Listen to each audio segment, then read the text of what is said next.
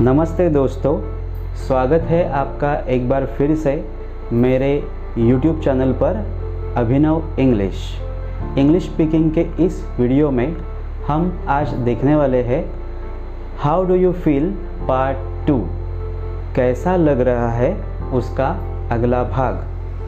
हमारा सबसे पहला शब्द है रिफ्रेश्ड, तरोताज़ा।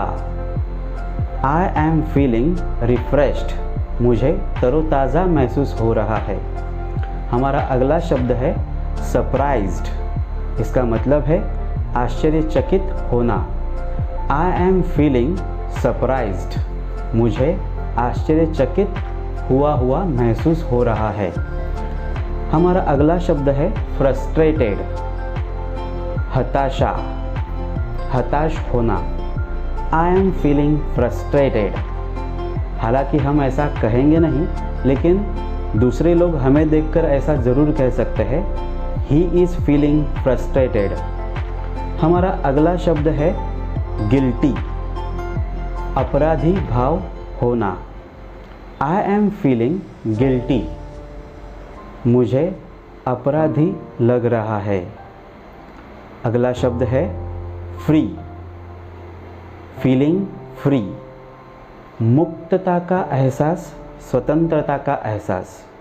आई एम फीलिंग फ्री, जब हम किसी काम से मुक्त होते हैं, जिम्मेदारी से मुक्त होते हैं, तो हमें यह एहसास होता है और हम कहते हैं आई एम फीलिंग फ्री। हमारा अगला शब्द है वर्स, अत्यंत बुरा लगना। हमें किसी बात का कभी कभी बहुत बुरा लगता है तो हम कहते हैं आई एम फीलिंग वर्स, मुझे बहुत बुरा लग रहा है। कभी कभी हम किसी काम में बहुत ही महारत हासिल कर लेते हैं, तब हम कह सकते हैं accomplished, I am feeling accomplished, मुझे निपुणता का, पूर्णत्व का एहसास हो रहा है। हमारा अगला शब्द है बेटर, फीलिंग बेटर, बेहतर महसूस होना। अच्छा काम करने से बेहतर महसूस होता है तो हम कहते हैं आई एम फीलिंग बेटर, मुझे बहुत बेहतर महसूस हो रहा है। कभी कभी हम कुछ गलती करते हैं या फिर हमें कुछ समझ में नहीं आता है तो हम बहुत ही उलझन में पड़ जाते हैं, तो हमारा अगला शब्द है परप्लेक्स्ड, फीलिंग परप्लेक्स्ड।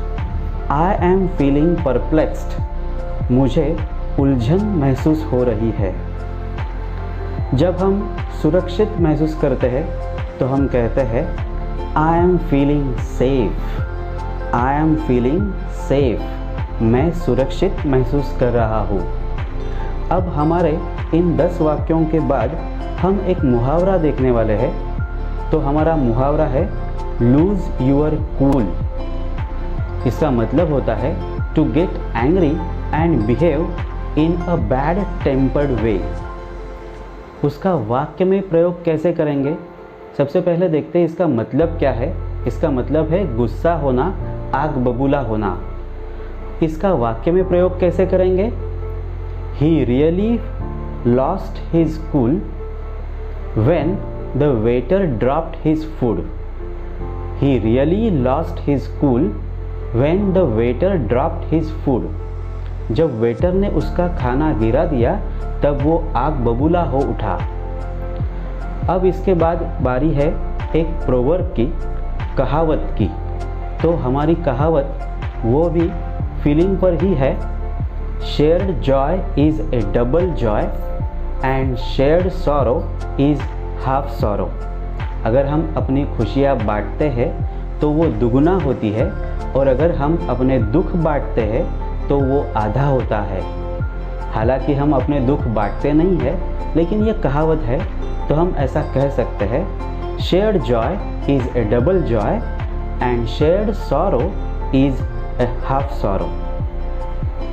तो दोस्तों, ये था हमारे हाउ डू यू फील का अगला भाग पार्ट 2। तो दोस्तों, मुझे विश्वास है कि आप इन सभी फीलिंग्स को व्यक्त करने का अभ्यास अच्छी तरह से करोगे। धन्यवाद।